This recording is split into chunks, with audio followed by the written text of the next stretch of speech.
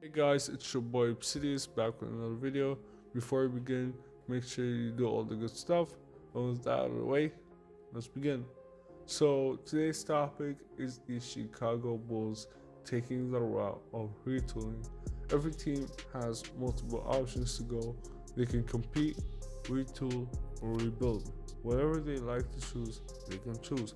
Obviously, in the case of Chicago, it's best for them to rebuild, but since they don't want to choose that option and they're more likely to go with the retooling option, we're going to look how they can successfully retool this roster.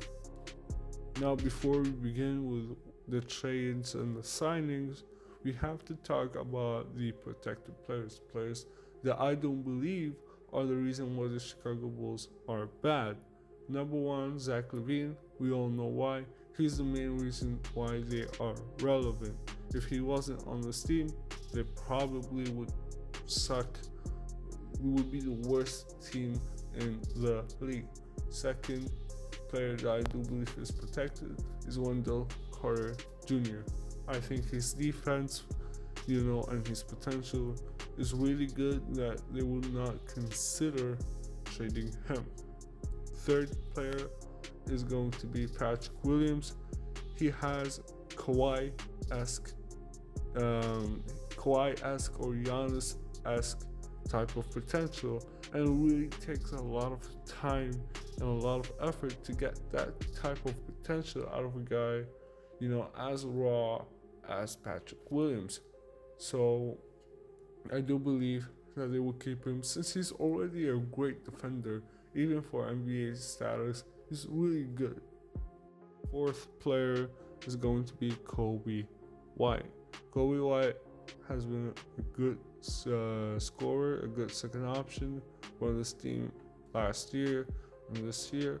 So I believe that they will keep him because probably when they do the trades and signings, they're going to spend it all on defense. So let's tackle the problems. As we mentioned, defense is a huge problem. Besides Wendell Carter and Patrick Williams, this team has no defense from top to bottom. At one point in the season, the Atlanta Hawks was beating this team by 40 or 30. They allowed the Hawks 83 points in 2 quarters, which is unheard of. And it's nearly impossible to do that, but hey, they did it. You know what I'm saying? Even though it's regular season, it still tells us a story. Another problem that they have is depth in the bench. Besides Thomas Satoransky and Thaddeus Young, they don't really have good rotational players.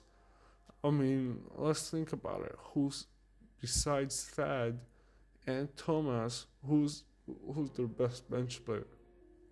Yeah, you're struggling. So yeah, they need to go after bench depth ASAP. Another problem they will face, I don't believe it's a problem, that not big of a problem, still a problem but not big, is their facilitation. Besides Thomas, this team doesn't offer any type of facilitation. So let's see what they can do with their assets that they have and the possible trades that they can do. The first trade that I have in my mind is Ben McLemore and Daniel House Jr.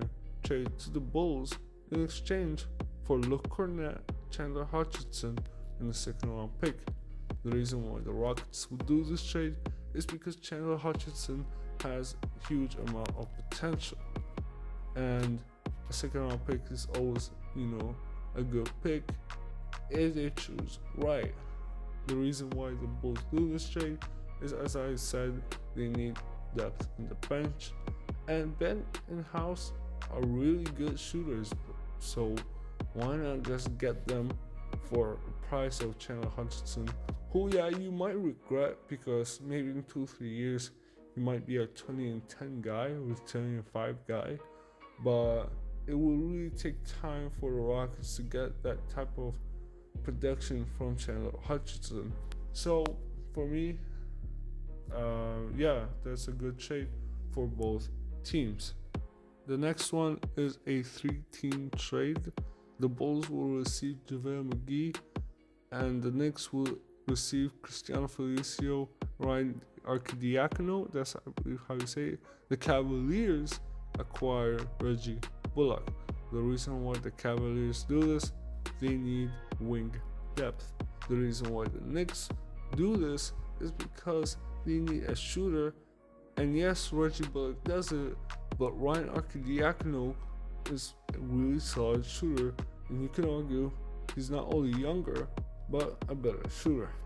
Bulls do this because, as I said, they need bench depth. And McGee not only will serve them bench depth, he will be a great rim protector for this team. Honestly, sometimes Wendell Carter, might sleep sometimes in the defensive side, and JaVale might help this team out, a lot defensively and offensively. So I really love this trade for them. The next trade consists of Patrick Beverley and a second-round pick in exchange for Thomas Satoransky and Daniel Gafford. The reason why the Clippers do this is because they need a big and they need Thomas Satoransky. I know they have Serge, some guy, Kabageli, and Gafford, and Zubac. But here's the thing about those guys. Those guys are not really that good defensively, or at least Serge isn't as good as he used to be. He's still good, but he's sometimes really bad when it comes to the pick and rolls and the pick and pops. That's really his weakness. When you see some of his, defensive highlights or lowlights, whatever it is, when you see them, he's really struggling with the pick and roll and pick and pop. He really lost his speed. The Bulls do this because I obviously need a near elite defender in Patrick Beverley. He will bring toughness, he will bring defense, he might bring shooting. I do think his shooting is a little bit overrated, but regardless, he can shoot the ball, and if you can shoot the ball and you can play defense, yeah, he's really good addition to this team, and I really think that they should target him the most this season. The next one is a 3-team trade, and that trade consists of Alfred Camino, Jeremy Grant, Aaron Gordon to the Bulls, Otto Porter Jr., DeLon Wright to the Magic, Thad Young, Ken Birch, Lauri Markkanen, a second-round pick to the Pistons. The reason why the Magic do this trade is because they need to get off of the bad contracts, you can say, of Amino and Gordon in exchange for really good expiring contract of Otto Porter Jr. and DeLon Wright. This team has been struggling for like the past 2 years offense, and I do believe that Otto will help them, and DeLon, if used correctly, could still keep their defense. When it comes to the Pistons doing this trade, they're doing it because, yes, they're going to lose Jeremy Grant, who's been an MIP candidate this season, putting up ridiculous numbers, but they're getting a second-round pick. They're getting Thad Young, who you can flip for a first round if you can really do that. Ken Birch, just for the money, and Lauri Markkanen, who is a really good young player. Probably won't be an all-star, but will probably put like 17 and 5 on a daily basis, and that's really good.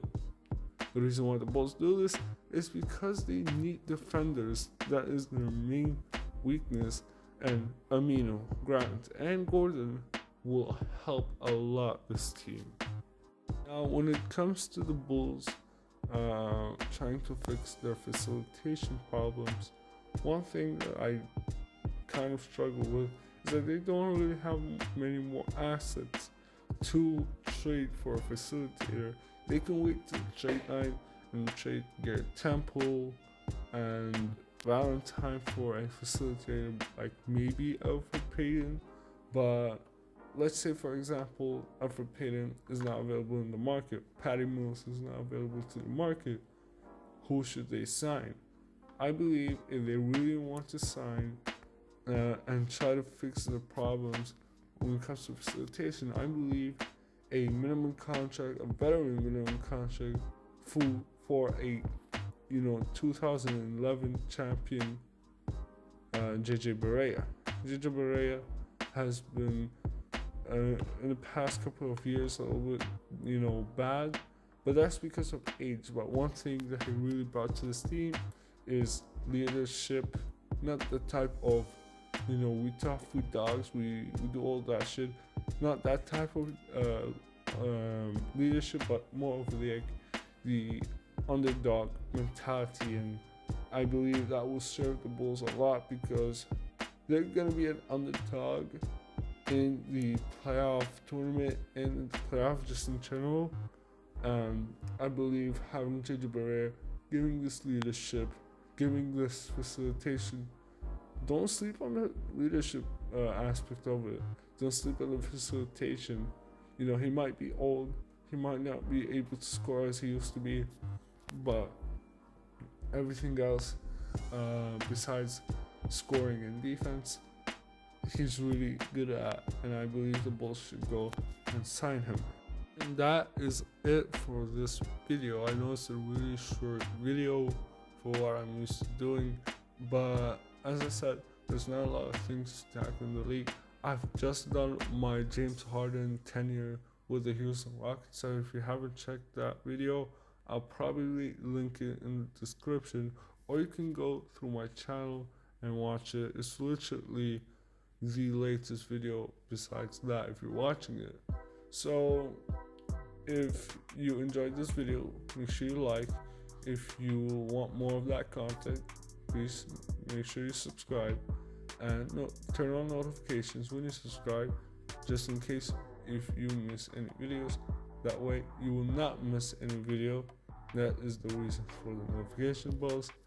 And share it with other people. Maybe you don't like it, that is fine. Not everybody likes my content, but other people might appreciate it more. So share it, please, and comment down below. Did I do a good job in retooling this team? If not, tell me, hey, I think this trade is trash. I think this trade is trash. I'd love to communicate with you guys down in the comment section below. And yeah, with that out of the way, I'm signing out.